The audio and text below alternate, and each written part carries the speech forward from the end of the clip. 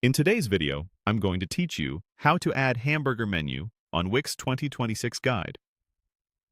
A hamburger menu is that compact three-line icon that neatly tucks your site navigation into a panel, keeping your design clean while still making pages easy to find. It's especially helpful on mobile, but it can look great on desktop too if you want a minimalist header. First, open the Wix Studio Editor for the site you want to work on. Give the page a second to load fully, and make sure you're on the page and header where you want the menu to live. If your site has multiple pages or adaptive layouts, it's a good idea to start on the desktop view and then check mobile later for consistency. Next, look to the top left corner of the editor and click the plus icon. This opens the Add panel, which is where you'll find all the building blocks for your site. If your panel looks condensed, expand it so you can see all categories clearly. From the Add panel, choose Menu and Search.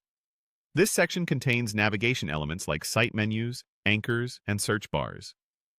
It's the right place to find pre-built menu components that plug directly into your site's navigation. Within Menu and Search, scroll to the hamburger menu options. You'll see several styles, from simple three-line icons to designs that open a full-screen overlay or a side panel. Hover to preview the look and feel, and when you find one that matches your brand, click it to add it to the canvas. The menu will appear on your page, typically near the center. Drag it into your header area so it's part of your global navigation. Placing it inside the header helps it appear consistently across pages, which keeps your user experience seamless. Now customize the icon and layout so it fits your design. Select the menu and open its settings and design controls. Adjust the icon's style, size, and color to match your brand palette, and position it where you want it.